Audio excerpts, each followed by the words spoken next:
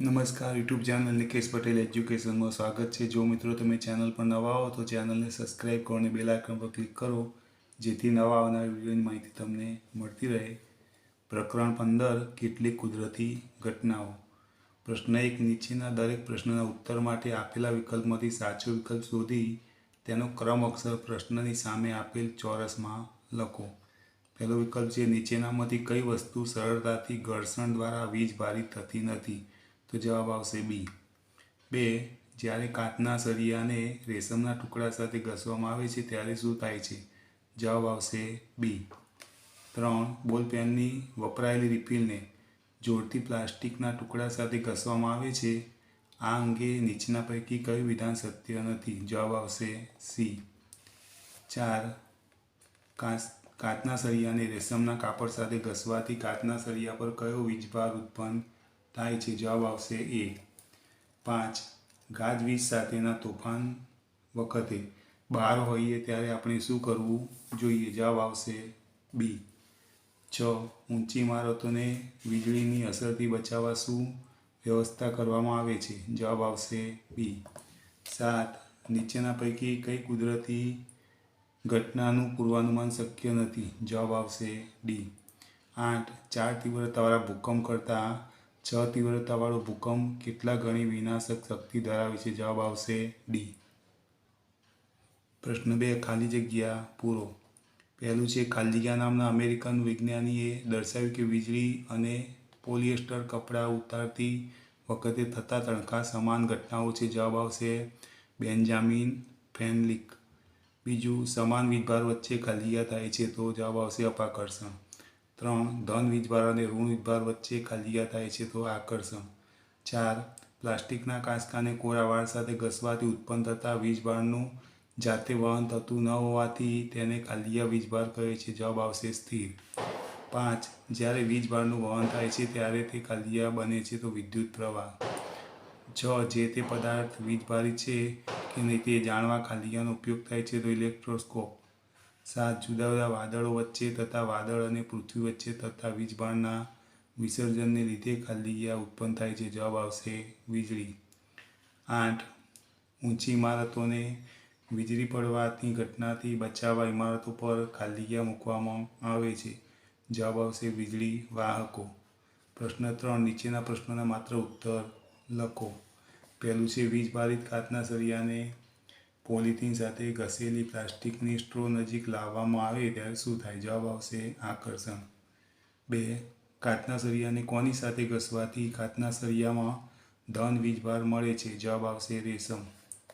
3 વીજભારિત પદાર્થમાંથી વીજભારના પૃથ્વીમાં વહનની ક્રિયાને શું કહે છે? જવાબ આવશે અર્થિંગ।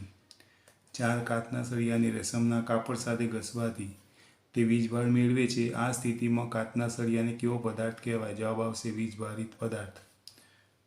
5 વીજભારિત પ્લાસ્ટિકની સ્ટ્રોનો વીજભાર કયા પ્રકારનો છે? જવાબ આવશે ઋણ। 6 બે પદાર્થોને ઘસવાથી તેમનામાં ઉત્પન્ન થતા વીજભારને કેવો વીજભાર કહે છે? જવાબ આવશે સ્થિર વીજભાર। 7 વીજભારિત વસ્તુ પરથી શાની મારફતે બીજા પદાર્થ સુધી વીજભારનું વહન કરી શકાય છે? જવાબ આવશે વિદ્યુત વાહક મારફતે। 8 ભૂકંપ કેન્દ્રને શું કહે છે? જવાબ આવશે એપિસેન્ટર। 9 ભુજ અને કાશ્મીરમાં આવેલા વિનાશક ભૂકંપની તીવ્રતા કેટલી હતી? જવાબ આવશે 7.5 કરતાં વધુ। 10 પૃથ્વીમાં થતી ધ્રુજારીના તરંગોને માપવા કયું સાધન વપરાય છે? જવાબ આવશે સિસ્મોગ્રાફ। પ્રશ્ન 4 નીચેના વિધાનોમાંથી ખરા વિધાન સામે સાચાની અને ખોટા વિધાન સામે ખોટાની નિશાની કરો। પહેલું છે સમાન વીજભાર એકબીજાને આકર્ષે છે તો ખોટું। 2 કાચનો વીજભારિત સળિયો પ્લાસ્ટિકની વીજભાર સ્ટ્રોને આકર્ષે છે સાચું। 3 વીજળીનું વાહક ઇમારતને વીજળીથી બચાવી શકતું નથી ખોટું। 4 ભૂકંપનું પૂર્વાનુમાન કરી શકાય છે તો ખોટું। 5 ગ્રીક લોકો ઈસવીસન પૂર્વે 600થી જાણતા હતા કે જ્યારે અંબરને ફર સાથે ઘસવામાં આવે છે ત્યારે તે વાળ જેવા હલકા પદાર્થોને આકર્ષે છે તો સાચું। 6 પ્લાસ્ટિકના કાંસકાને કોરા વાળ સાથે ઘસવામાં આવે છે ત્યારે કાંસકો વીજભાર મેળવે છે પરંતુ વાળ વીજભાર મેળવતા નથી ખોટું। 7 વીજભારિત ફુગ્ગાથી વીજભારિત ફુગ્ગો આકર્ષિત થાય છે ખોટું।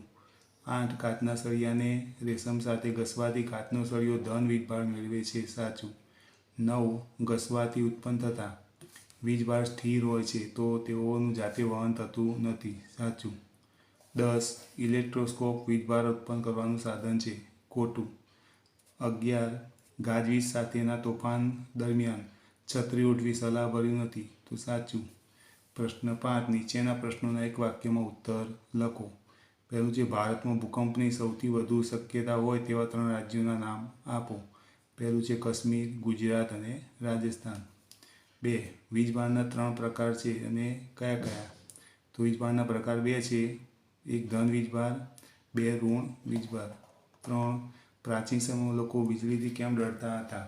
તો જવાબ છે પ્રાચીન સમયમાં લોકો માનતા હતા કે વીજળી એ ઈશ્વરનો કોપ છે, તેથી તેઓ વીજળીથી ડરતા હતા. 4 પ્લાસ્ટિકની ફૂટપટ્ટીને કોળાવાળ સાથે ઘસવાથી તે કાગળના ટુકડાને શા કારણે આકર્ષે છે? તો જવાબ પ્લાસ્ટિકની ફૂટપટ્ટીને કોળાવાળ સાથે ઘસવાથી તેમાં ઉત્પન્ન થતા વીજભારને કારણે તે કાગળના ટુકડાને આકર્ષે છે. 5 વીજભારિત પદાર્થ એટલે શું? તો જવાબ છે વીજભારિત મેળવેલ પદાર્થને વીજભારિત પદાર્થ કહે છે. 6 ઇલેક્ટ્રોસ્કોપનો ઉપયોગ શું છે? જવાબ છે ઇલેક્ટ્રોસ્કોપનો ઉપયોગ પદાર્થ પર વીજભાર છે કે નહીં તે જાણવા માટે થાય છે. 7 બે અસમાન વીજભારો એકબીજા સાથે કઈ પ્રતિક્રિયા દર્શાવે છે? જવાબ છે બે અસમાન વીજભારો એકબીજાને આકર્ષે છે. 8 બે ચોક્કસ પદાર્થોને ઘસવાથી ઉત્પન્ન થતા વીજભારને સ્થિર વીજભાર શા માટે કહે છે?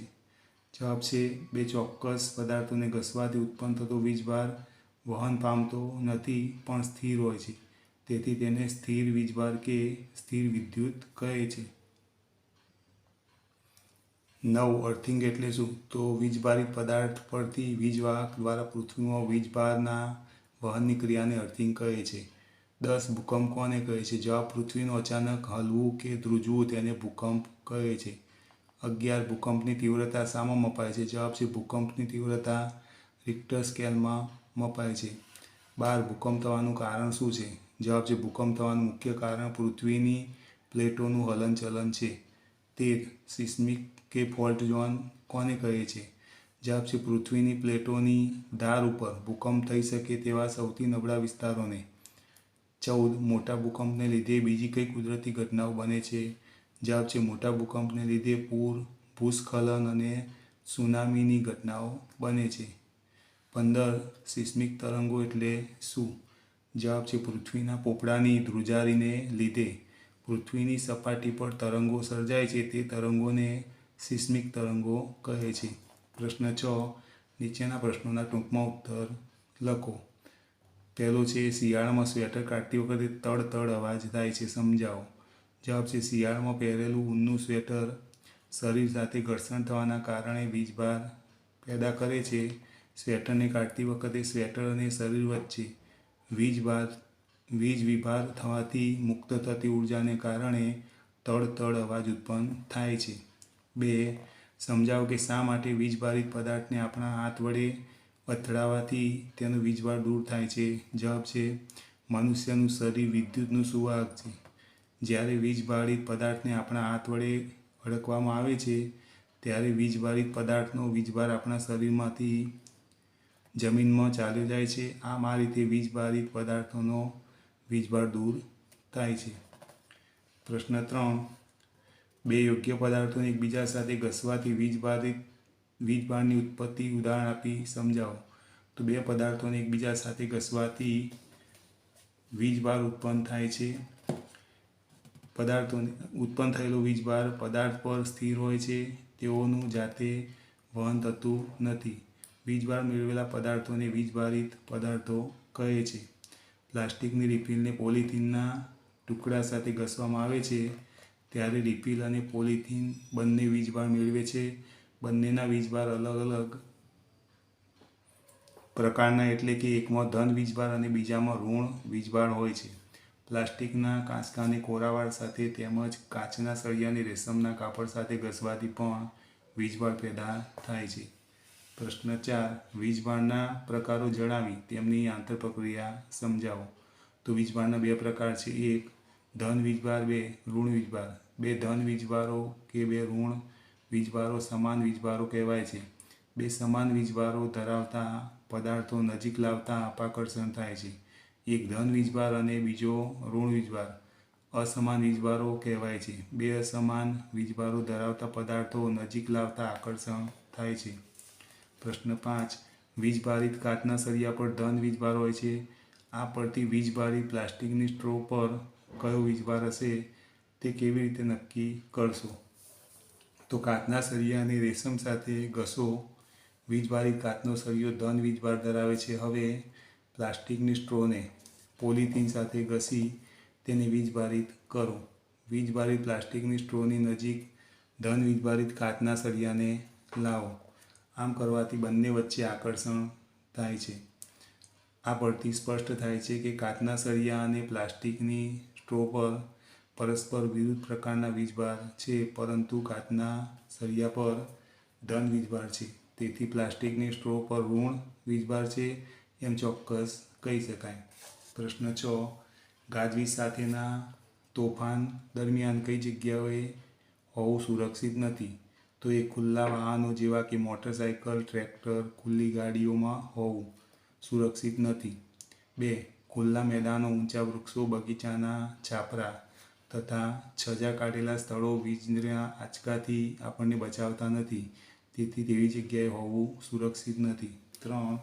ખુલ્લા મેદાનો, વીજળીના થાંભલા, ધાતુઓની વસ્તુઓ વગેરે સુરક્ષિત જગ્યાઓ નથી, તેથી તેવી જગ્યાએ હોવું સુરક્ષિત નથી.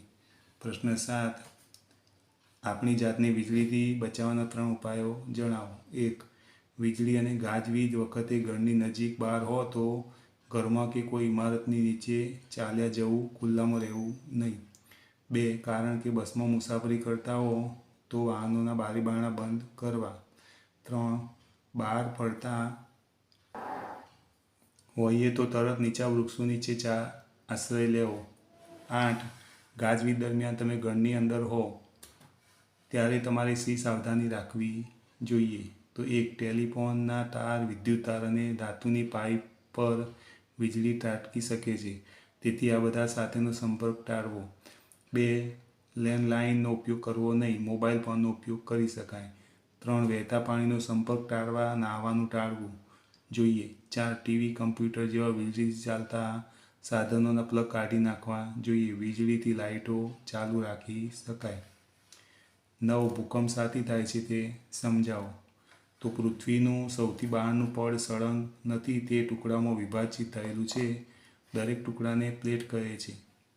આ પ્લેટો સતત ગતિમાં હોય છે. જ્યારે તેઓ એકબીજા સાથે ઘસાય છે કે અથડાવાથી એક પ્લેટ નીચે બીજી પ્લેટ આવી જાય છે, ત્યારે પૃથ્વીના પોપડામાં વિક્ષોભ ઉત્પન્ન થાય છે. આ વિક્ષોભ પૃથ્વીની સપાટી પર ભૂકંપ સ્વરૂપે દેખાય છે.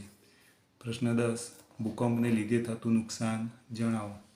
તો 1. તેને લીધે મોટા પાયે જાનહાનિ અને સંપત્તિને નુકસાન થાય છે.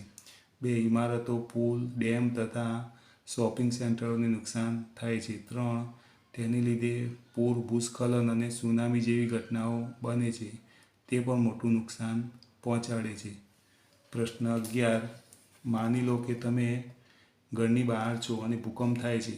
તમે તમારી જાતના રક્ષણ માટે શું પગલાં લેશો? તો 1. આપણે ખુલ્લા સ્થળ તરફ ચાલી જવું. 2. ઇમારતો, વૃક્ષો તથા ઉપરથી પસાર થતી વિદ્યુતની લાઇનોથી દૂર રહેવું. 3. મોટર કે બસમાં હો તો બહાર ન આવવું. વાહન ચાલકને ધીમે ધીમે ખુલ્લા સ્થળ સુધી વાહન ચલાવવાનું કહેવું. પ્રશ્ન 7. વૈજ્ઞાનિક કારણ આપી સમજાવો. પહેલું છે, ઊંચી ઇમારત પર વીજળીનો વાહક રાખવામાં આવે છે. જવાબ છે 1. ઊંચી ઇમારત પર વીજળી ત્રાટકવાનો ભય રહેલો છે. 2. ઊંચી ઇમારત પર રાખેલો વીજળીનો વાહક વિદ્યુત સુવાહક હોય છે. 3. વીજળીના વાહકનો એક અણીદાર છેડો ઊંચી ઇમારત કરતાં સહેજ ઊંચે રાખેલો હોય છે અને તેનો બીજો છેડો જમીનમાં ઊંડે દાટેલો હોય છે. 4. ઊંચી ઇમારત પર વીજળી પડે તો તે અણીદાર છેડા દ્વારા બધો વીજભાર જમીનમાં વહન પામે છે. આથી ઇમારતોને થતું નુકસાન અટકે છે. તેથી ઊંચી ઇમારત પર વીજળીનો વાહક રાખવામાં આવે છે. પ્રશ્ન 8. જોડકા જોડો. વિભાગ A અને વિભાગ B. પહેલું છે ઇલેક્ટ્રોસ્કોપ, તો આવશે C.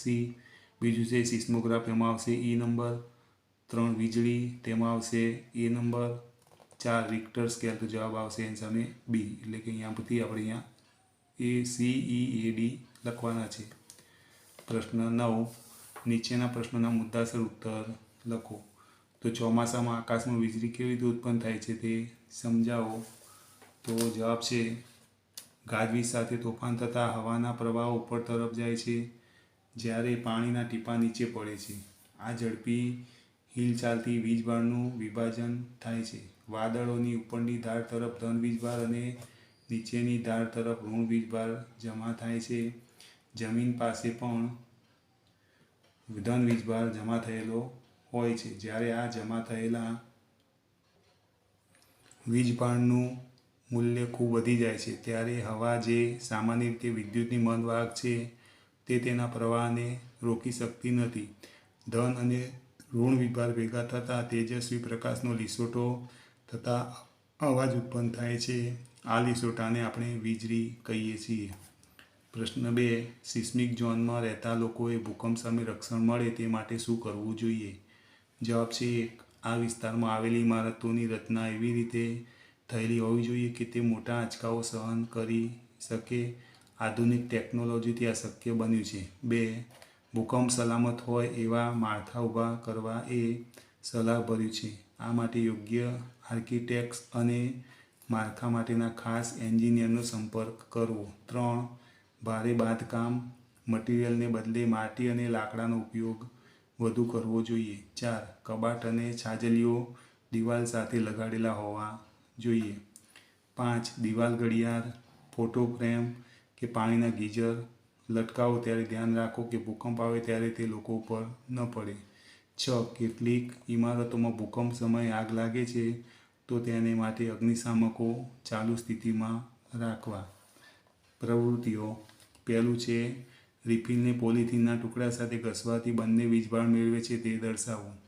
તો જવાબ છે સાધન સામગ્રી, બોલપેનની વપરાયેલી રિફિલ, પોલિથીનનો ટુકડો. પદ્ધતિ. 1, વપરાયેલી રિફિલ અને પોલિથીનનો ટુકડો લો. 2, રિફિલને પોલિથીનના ટુકડા વડે ઘસો. 3, થોડીવાર ઘસ્યા પછી રિફિલને કાગળના નાના ટુકડાઓ નજીક લઈ જાઓ. અવલોકન. રિફિલ કાગળના નાના ટુકડાઓને આકર્ષે છે. નિર્ણય. રિફિલ વીજભાર મેળવે છે, પોલિથીનનો ટુકડો પણ વીજભાર મેળવે છે. 2, આપેલ વસ્તુઓ કે પદાર્થોને બીજી વસ્તુઓ સાથે ઘસીને વીજભાર ઉત્પન્ન થાય છે કે નહીં તે તપાસવું. તો પદ્ધતિ આપેલી છે, અહીંયા કોષ્ટકમાં આપણે અવલોકન લખવાનું છે. તો પહેલું છે રિફિલ, તેમાં આકર્ષે છે, વીજભારિત થાય છે. બીજું છે ફુગ્ગો, તો આકર્ષે છે, વીજભારિત થાય છે. ત્રીજામાં છે રબર, આકર્ષે છે, વીજભારિત થાય છે. 4, સ્ટીલની ચમચી, તો આકર્ષતું નથી, વીજભારિત થતું નથી. 5, પ્લાસ્ટિકની ફૂટપટ્ટી, તો આકર્ષે છે અને વીજભારિત થાય છે. નિર્ણય. કેટલાક પદાર્થો અન્ય પદાર્થો સાથે ઘસવાથી વીજભાર મેળવે છે અને વીજભારિત થાય છે. 3, સાદું ઇલેક્ટ્રોસ્કોપ બનાવવું. તો સાધન સામગ્રી, જામની ખાલી બોટલ, કાર્ડબોર્ડનો ટુકડો, પેપર ક્લિપ, એલ્યુમિનિયમ ફોઇલની 2 પટ્ટીઓ, રિફિલ, પોલિથીન, પ્લાસ્ટિકની ફૂટપટ્ટી, ફુગ્ગો, ઊનનું કાપડ. પદ્ધતિ. 1, ખાલી જામની બોટલ લો. બોટલના મુખ કરતાં થોડો મોટો એક કાર્ડબોર્ડનો ટુકડો લો. 2, તેમાં ધાતુની પેપર ક્લિપ પસાર કરી શકાય તેટલું છિદ્ર કરો. આકૃતિમાં દર્શાવ્યા મુજબ પેપર ક્લિપને ખોલી નાખી છિદ્રમાંથી પસાર કરો. 3, લગભગ 4x1 સેમીની 2 એલ્યુમિનિયમની ફોઇલની પટ્ટીઓ કાપો. તેને આકૃતિમાં દર્શાવ્યા મુજબ પેપર ક્લિપ ઉપર લટકાવો. 4, પેપર ક્લિપને કાર્ડબોર્ડમાં એવી રીતે અંદર નાખો કે જેથી તે લંબરૂપે રહે. આ રીતે ઇલેક્ટ્રોસ્કોપ તૈયાર થશે. જો મિત્રો તમને આ વિડીયો ગમે તો વિડીયોને લાઇક કરો, કમેન્ટ કરો, શેર કરો અને ચેનલને